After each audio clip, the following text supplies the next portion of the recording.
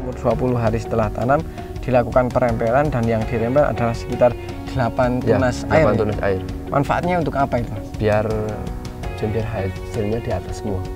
Oh, jadi bagian bawah itu biar sengaja dikosongkan, Ya. nanti pertumbuhan lebih fokus pada pembentukan cabang utama dan fokus di buah atas ya. Ya. Dan ini bisa dibuktikan buahnya memang rata-rata di atas semua, itu ya. ya. Atas semua. Kalau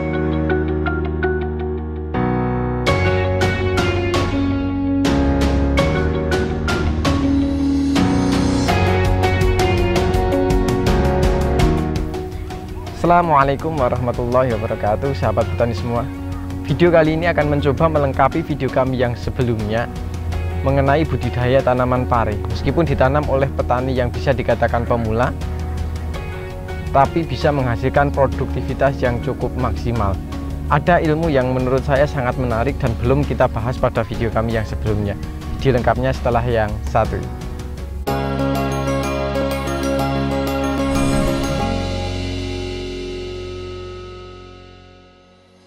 Oke, baik sahabat petani semua, kembali lagi bersama saya Zaki di channel Mitra Bertani TV. Seperti yang telah saya jelaskan di awal tadi, pada kesempatan kali ini kita akan belajar mengenai budidaya tanaman pare. Hal yang belum kami bahas pada kesempatan sebelumnya akan coba kita lengkapi pada video kali ini. Bisa teman-teman lihat saya berada di tengah-tengah hamparan tanaman pare yang menurut saya produktivitasnya sangat tinggi. Bisa teman-teman lihat ini buahnya menggantung dengan sangat rapi dan produktivitasnya menurut saya sangat tinggi. Kemudian tingkat kepadatan tanaman ini bisa dikatakan sangat jarang, tapi ini akan berbanding terbalik dengan hasilnya atau produktivitasnya. Jumlahnya tanamannya tidak terlalu banyak, tapi justru di situ malah ada ilmunya yang bisa kita ambil. Kira-kira ilmunya seperti apa? Langsung saja kita masuk pada sesi wawancara. Oke, baik sahabat petani semua, di hadapan saya sudah bersama Mas Aris ya, Mas? Ya, yang beralamat di Kecamatan Purwodadi, Kabupaten Purworejo. Ya, Purworejo. Kemudian alhamdulillah saat ini sedang panen pare ya, Mas ya. Ya. Kebetulan kita kemarin membuat video mengenai tanaman pare. Ada beberapa hal yang mungkin berbeda dari video kami yang sebelumnya. Yang pertama adalah ini untuk varietas apa ini, Mas? Yunan, ya, varietas Yunan. Kemudian untuk jarak tanam sendiri ini pakai berapa, Mas? 120 cm. ya, 120 cm. 120 cm dan hanya di satu lubang ya, Mas? Ya, di satu lubang.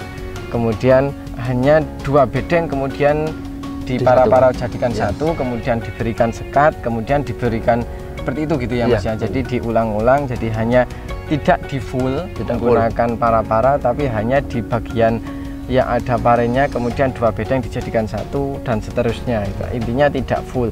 Tujuannya untuk apa ini? Agar sinar matahari masuk menjadi lebih maksimal ya, Mas, menjadi lebih maksimal. Kemudian jarak tanam juga cukup renggang. Ini berapa, Mas? 120 cm ya. Jadi cukup renggang, 120 cm hanya di satu lubang tanam. Dan memang kalau dari segi jumlah tanaman, memang jumlahnya mungkin tidak terlalu banyak. Ini mungkin hanya sekitar berapa ini, Mas? 400 kurang. Ya, mungkin hanya 350-an. Ya, 350 sampai 400 tanaman. Secara jumlah memang tidak terlalu banyak. Alasannya untuk jarak tanam tidak terlalu rapat, kemudian dibuatkan para juga satu. Ini manfaatnya untuk cahaya berarti ya, Mas. Sirkulasi pencahayaan menjadi lebih lancar. Kemudian perawatan juga mungkin menjadi lebih mudah ya, Mas. Lebih mudah. Kemudian dan alhamdulillah kalau dari segi hasil, Mas, ini sudah petikan keberapa ini, Mas? Ke-7. Kalau boleh tahu mungkin petikan pertama dapat berapa? 3 kilo. 3 kilo, terus 14 kilo. 62 150 sama 150 lagi ya, sama terus. Jadi 3 kali itu sama terus ya. Jadi di petikan ke 4, 5, 6 itu rata-rata 150 gitu ya, Mas. 150 kilo. Kemudian sekarang sudah masuk ke petikan ke-7. Jadi kalau secara produktivitas mungkin itu cukup banyak gitu ya. Melihat kondisinya ini juga tidak digenangi air ya, Mas ya. Tidak. Padahal tanaman pare itu biasanya akan lebih tumbuh maksimal apabila bagian bawahnya itu digenangi air seperti video kami yang sebelumnya. Kalau ini memang kekurangan air atau gimana Mas? Iya, memang kekurangan air gitu ya, karena memang dari lahan sekitar memang dari segi irigasi kemudian pengairan memang tidak terlalu melimpah ya. Tidak melimpah. Kalau melihat dari kondisi tanahnya memang juga sudah banyak yang kekeringan, hanya mengandalkan air hujan. Air hujan kemudian mungkin paling ditambah dengan pengocoran ya Mas. Pengocoran. Untuk Mas Aris sendiri, kalau boleh tahu ini nanam pare sudah berapa kali Mas? Satu kali. Ya, baru sekali. Kemudian dan alhamdulillah sudah hasilnya memuaskan kalau menurut saya. Alasan memilih komoditas pare dari Mas Aris itu kenapa Mas? Umurnya cepat ya. Kemarin ini petik pertama di umur berapa hari Mas?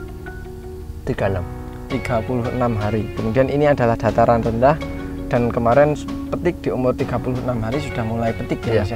Sudah mulai petik dan mungkin sekitar 2-3 bulan nanti akan habis. Jadi perputaran nilai ekonominya atau keuangannya itu menjadi lebih cepat itu ya Mas, menjadi lebih cepat. Mungkin itu menjadi salah satu aspek atau faktor untuk memilih komoditas pare. Kalau untuk harga sendiri Mas, saat ini di harga berapa ini Mas? 5.000. Iya. Stabil di angka 5.000 ini? Iya, stabil. Sejak petik pertama sampai petik ke-6 ini masih 5.000? Iya, 5.000. Jadi cukup stabil ya, mungkin tidak fluktuasinya tidak terlalu tinggi, jadi dari keuntungan atau resiko harga itu menjadi lebih minim, cenderung di harga yang stabil ya. Stabil. Kemudian kalau untuk perempelan sendiri Mas, apakah ini juga dilakukan perempelan? Iya, dirempel. Berapa ini Mas? 8 dari bawah 8. Dari bawah 8. Kemudian kalau umurnya itu ada patokannya atau tidak? Sampai umur 20. Sampai umur 20? Iya, 20 dirempel dulu. 20, sekitar umur 20 hari setelah tanam dilakukan perempelan dan yang dirempel adalah sekitar 8 tunas air. 8 tunas air. Manfaatnya untuk apa itu? Biar hasilnya di atas semua. Oh, jadi bagian bawah itu biar sengaja dikosongkan, nanti pertumbuhan lebih fokus pada pembentukan cabang utama dan fokus di buah atas ya. Dan ini bisa dibuktikan buahnya memang rata-rata di atas semua, ya. Atas semua. Kalau mungkin sahabat petani melihat ini di para-para ini penuh dengan pare gitu. Jadi memang sedikit informasi ya, ketika tanaman teman-teman saya yang melakukan perempelan itu biasanya buah awal atau buah di tunas-tunas bagian bawah itu cepat terbentuk tapi buahnya tidak akan maksimal. Meskipun dipelihara sedemikian lama, tetap buahnya nanti akan pendek. Kemudian nutrisi itu akan berkumpul di situ sehingga penyaluran nutrisi pada bagian atas itu akan terhambat atau berhenti pada titik tersebut itu. Jadi perempelan menurut kami itu sangat bermanfaat apalagi di tanaman sulur seperti yang dilakukan Mas Aris. Mungkin dari segi tanaman tidak terlalu banyak, tapi karena perawatan kemudian sirkulasi udara menjadi lancar, sumber nutrisi juga lebih fokus pada cabang utama dan bisa dibuktikan hasil yang diperoleh pada bagian atas ini sangat maksimal ya Mas, sangat maksimal. Kalau untuk bunga dan buah rontok apakah banyak atau sedikit Mas ini? Sedikit ya Mas, sedikit karena memang fokus nutrisi memang sudah langsung ke atas. Kemudian kalau ini Mas, karena sumber air atau bagian bawah pengairan memang tidak terlalu lancar ya Mas, karena memang keterbatasan air, berarti tetap melakukan pengocoran? Ya, tetap pengocoran. Pengocoran dilakukan berapa kali Mas ini? Paling 5 hari sekali. 5 hari sekali. Kalau boleh tahu pengocornya menggunakan apa saja ini Mas? Zat A, ada zat mutiara. Ya, terus power soil. Ya, power soil untuk awalan. Untuk awalan. Itu aplikasinya tunggal atau dijadikan satu Mas? Tunggal. Ya. Kalau boleh tahu Mas, untuk power soil sendiri diaplikasikan secara tunggal. Ya, tunggal. Itu manfaatnya untuk apa? Untuk biar cepat beradaptasinya menjadi lebih cepat. Lebih cepat. Kalau dosisnya berapa gram atau berapa sendok untuk berapa liter air? 2 sendok seember. Untuk 1 ember 10 liter? 20 liter. Oh, 20 liter itu sekitar 2 sendok. Ya, 2 sendok. Kemudian kalau untuk set A, Ponska paling segenggam masing-masing 1 genggam. Ya, ada lagi? Saya KNO3.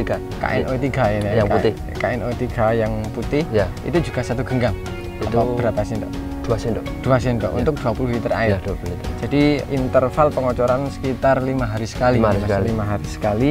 Ini untuk memenuhi kebutuhan nutrisi, kemudian memenuhi kebutuhan air karena pada bagian bawah memang sudah sangat kering gitu ya Mas. Makanya Mungkin kalau untuk daerah-daerah yang cukup lembab atau basah itu bisa dilakukan dengan pemupukan via tabur. Sistem penyerapan bisa menjadi lebih hati-hati. Tapi kalau untuk tanah-tanah yang sudah cukup kering itu sangat dianjurkan menggunakan sistem kocor. Meskipun nanti di bagian bawah juga tetap dilakukan penyepreian. Kalau untuk penyepreian sendiri, kalau boleh tahu ini menggunakan apa saja ini? Penyemprotan untuk apa aja? Kalau untuk nutrisi? Nutrisi Vitaron. Vitaron? Ya, Vitaron Kalinet. Vitaron Kalinet. Kalau Vitaron manfaatnya untuk apa ini, Mas? Biar cepet itunya, apa namanya? Tunasnya cepet. Oh, merangsang pertunasan ya, itu berarti tunas. Kemudian kalau untuk Kalinet untuk apa ini? Buahnya cepat besar.